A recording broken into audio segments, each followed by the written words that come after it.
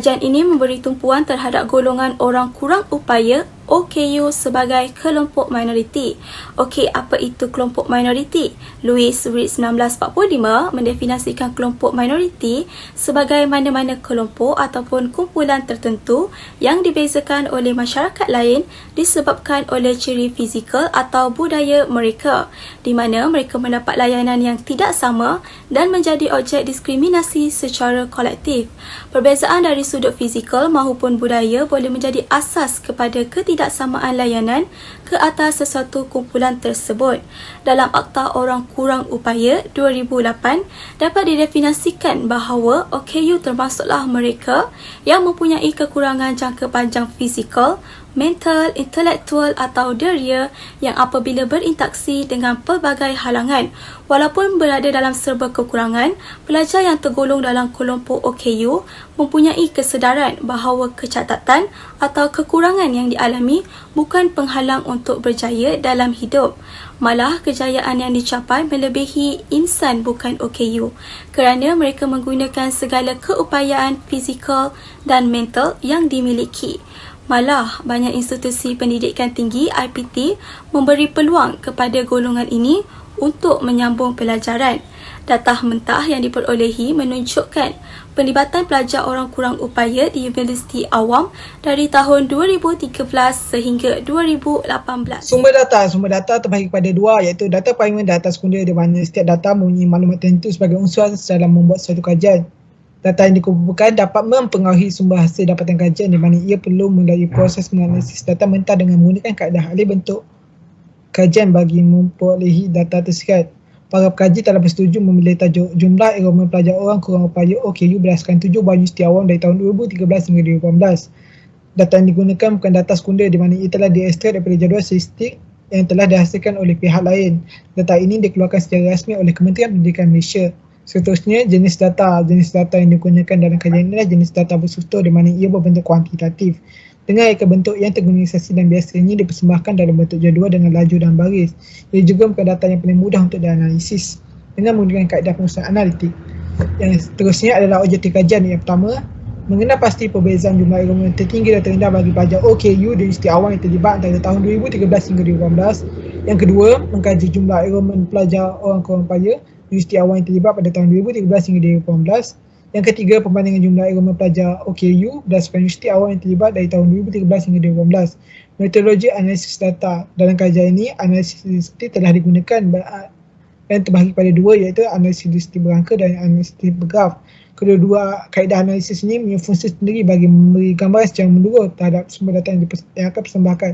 Perisi yang digunakan adalah Microsoft Excel, Zip5 dan SPSS. Bukan itu saja, kajian ini juga dapat membantu pelajar insos bagi melihat dan memahami masyarakat melalui kerangka media sosial dengan menggunakan metodologi yang sesuai. Dalam memahami tajuk kajian, pekaji telah mengenal pasti konsep utama yang sesuai, iaitu kelompok minoriti, di mana subjek kajian memenuhi ciri-ciri yang diletakkan pada konsep kelompok minoriti, di mana ia mempunyai sifat tertentu yang membezakan mereka daripada kelompok dominan. Dan ini dapat mengaitkan bagaimana hubungan dan makna di sebalik kedua-dua definisi. Seterusnya, analisis statistik berangka. Tujuan proses ini dilakukan bagi menguruskan dan menterjemahkan data supaya dapat difahami yang lebih mudah, di mana setiap angka dan data mempunyai makna tersendiri. Oleh itu, objektif kajian ini telah dipalusi maknanya bagi melihat makna tersirat.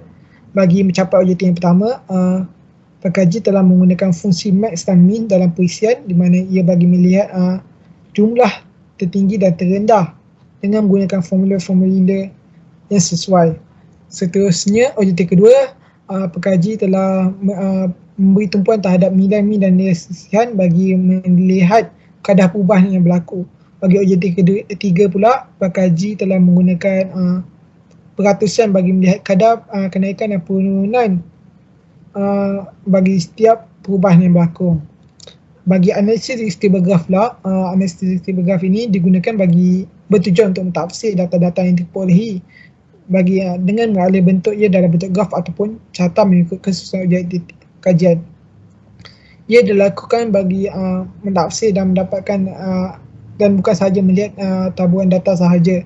Bagi objektif pertama, pekaji telah menggunakan graf garis, Kemudian bagi objektif kedua juga menggunakan graf garis bagi melihat pola atau trend yang berlaku. Bagi objektif ketiga pula pekaji menggunakan graf bar supaya dapat memahami dapatan dengan lebih jelas. Baiklah, seterusnya adalah hasil analisis data kami di mana data mentah yang diperolehi telah dianalisis dalam pelaksanaan kajian ini menggunakan kaedah analisis deskriptif yang dinilai menggunakan dua kaedah, iaitu kaedah analisis deskriptif berangka dan kaedah analisis deskriptif bergraf. Perisian yang digunakan dalam menyediakan analisis data adalah Microsoft Excel 365. Berdasarkan objektif 1, hasil analisis deskriptif berangka yang telah diperolehi adalah seperti berikut. Analisis jadual 1 menunjukkan hasil tambah nilai keseluruhan data mentah Enrolment Plaza OKU di 7 buah universiti awam di Malaysia yang diperolehi dari tahun 2013 hingga 2018 yang kemudiannya telah disusun dengan tertib meningkat. Hasil daripada jumlah nilai data mentah ini didapati bahawa jumlah Enrolment Plaza OKU tertinggi adalah di UKM seramai 1,161 pelajar OKU, manakala jumlah Enrolment Plaza OKU terendah adalah di UPM seramai 175 orang pelajar. Maka perbezaan jumlah Enrolment Plaza OKU di universiti awam tertinggi dan terendah adalah seramai 986 orang pelajar OKU. Seterusnya, analisis deskriptif bergraf untuk objektif 1. Graf garis telah digunakan dan hasil analisis data itu adalah seperti di darjah 2. Daripada graf garis ini, didapati bahawa jumlah tertinggi keseluruhan Enrolment Plaza OKU di universiti awam yang terlibat antara tahun 2013 hingga 2018 adalah di UKM, iaitu seramai 1,161 orang pelajar. Manakala jumlah terendah keseluruhan Enrolment Plaza OKU adalah di UPM, iaitu seramai 175 orang pelajar. Maka jelaslah bahawa perbezaan jumlah Enrolment Plaza OKU di universiti awam antara jumlah tertinggi dan terendah adalah seramai 968 orang pelajar OKU. Bagi analisis deskriptif berangka untuk objektif 2, teknik analisis data yang digunakan adalah melalui aktiviti analisis data yang tertumpu melalui perisian SPSS dan Microsoft Excel. Bagi mendapatkan nilai min dan nilai sisihan piawai secara terperinci, hasil proses analisis data adalah seperti berikut. Analisis data yang diperolehi secara terperinci menunjukkan nilai min bagi setiap tahun adalah berlainan. Hasil ini memaparkan terdapat persamaan nilai min bagi tahun 2014 dan 2016. Maka nilai min secara purata berdasarkan sumber data yang diperolehi bagi jumlah keseluruhan Enrolment Plaza OKU di universiti awam yang terlibat pada kedua-dua tahun tersebut adalah sebanyak 24 orang pelajar. Seterusnya, nilai sisihan piawai. Hasil dapatan ini melalui proses analisis data menunjukkan bahawa tahun 2016 jumlah Enrolment Plaza OKU di universiti awam yang terlibat mencatatkan jumlah tertinggi bagi tempoh tahun 2013 hingga 2018. Keadaan ini memperlihat bagaimana nilai sisihan piawai memaparkan setiap perubahan kadar yang berlaku secara terperinci berdasarkan tempoh tahun yang dikaji. Seterusnya, bagi analisis deskriptif bergraf untuk objektif 2, pembinaan graf garis ini akan menggunakan hasil daripada analisis deskriptif berangka yang menggunakan nilai min dan sisihan piawai bagi mendapatkan purata keseluruhan, dan hasil analisis data itu adalah seperti di darjah berikut. Daripada hasil analisis graf garis, terdapat persamaan nilai min pada tahun 2014 dan 2016 iaitu seramai 24 orang pelajar. Perubahan nilai min bagi jumlah Enrolment Plaza OKU berbeza setiap tahun dan menunjukkan kenaikan pada tahun 2013 hingga 2015 dan penurunan pada tahun 2016. Kemudian meningkat semula pada tahun 2017 dan 2018. Nilai min bagi jumlah Enrolment Plaza OKU paling rendah adalah pada tahun 2013 iaitu seramai 12 orang pelajar. Manakala tahun 2018 mencatatkan nilai min paling tinggi iaitu seramai 32 orang pelajar. Seterusnya, hasil daripada analisis graf garis berkenaan nilai sisihan piawai tertinggi adalah pada tahun 2016 yang mencatatkan nilai sisihan piawai 80.57, manakala pada tahun 2013 adalah paling rendah iaitu 35.88. Nilai sisihan piawai pada jumlah Enrolment Plaza OKU di universiti awam yang terlibat menunjukkan perubahan kadar berlaku secara terperinci berdasarkan tempoh tahun yang dikaji. Kadar perubahan nilai sisihan piawai bagi setiap tahun berbeza kerana setiap tahun mengalami penurunan dan peningkatan.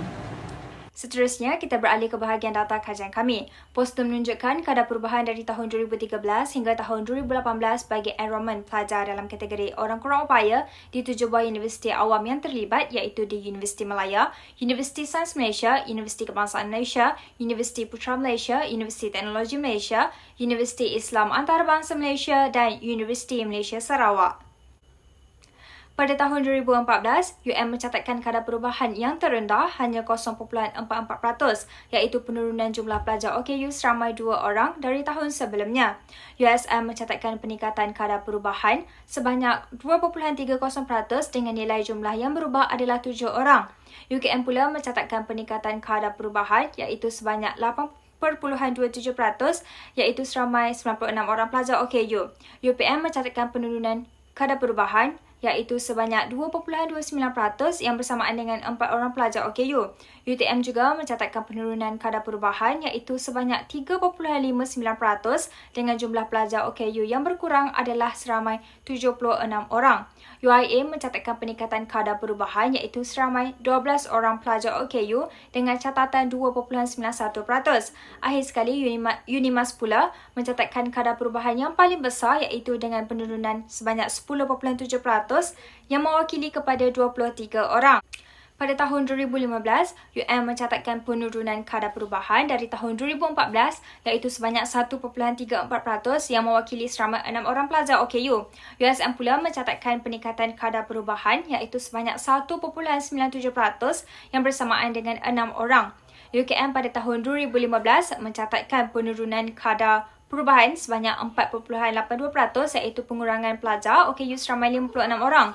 UPM mencatatkan kadar perubahan yang paling rendah pada tahun 2015 dengan hanya 0.57% iaitu penurunan seramai 1 orang pelajar OKU dari tahun sebelumnya. UTM pada tahun 2015 juga mencatatkan penurunan kadar perubahan sebanyak 2.76% iaitu seramai 10 orang. UIA mencatatkan peningkatan kadar perubahan sebanyak 2.67% dengan pertambahan pelajar OKU seramai 11 orang dan Unimas sekali lagi mencatatkan kadar perubahan terbesar.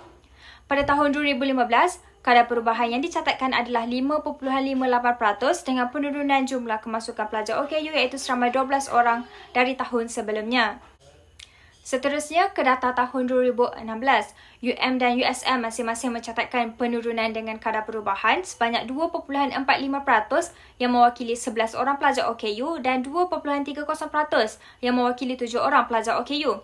UKM kembali mencatatkan peningkatan dengan peratusan kadar perubahan sebanyak 5% iaitu seramai 58 orang. UPM juga mencatatkan peningkatan kadar perubahan iaitu 1.14% yang mewakili pertambahan 2 orang pelajar. Secara tidak langsung, UPM sekali lagi mencatatkan kadar perubahan terkecil bagi tahun 2016.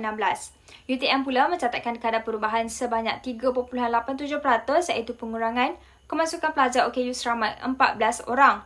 UIA mencatatkan kadar perubahan yang terbesar bukan sahaja bagi tahun 2016, namun bagi kesemua tahun yang dikaji iaitu dengan peratusan sebanyak 43.2% iaitu sebanyak 178 orang pelajar. Akhir sekali, Unimas mencatatkan penurunan dari tahun sebelumnya dengan kadar perubahan sebanyak 1.4% yang mewakili seramai 3 orang. Kemudiannya, pada tahun 2017 pula, UM mencatatkan kadar perubahan sebanyak 1.56% iaitu pertambahan seramai 7 orang pelajar OKU berbanding tahun sebelumnya. USM mencatatkan peningkatan kadar perubahan iaitu 2.95% yang mewakili 9 orang. Kemudian, UKM kembali mencatatkan penurunan dengan kadar perubahan sebanyak 0.34% iaitu pengurangan sebanyak 4 orang pelajar OKU. UPM tidak mencatatkan sebarang perubahan jumlah pelajar OKU pada tahun 2017. Oleh itu, UPM mencatatkan kadar perubahan yang terkecil bagi kesemua tahun yang dikaji iaitu 0%. UTM mencatatkan pengurangan pelajar OKU seramai 11 orang yang bersamaan dengan kadar perubahan sebanyak 3.04%. UIA sekali lagi mencatatkan kadar perubahan terbesar iaitu dengan nilai 32.28% iaitu penurunan pelajar OKU seramai 133 orang.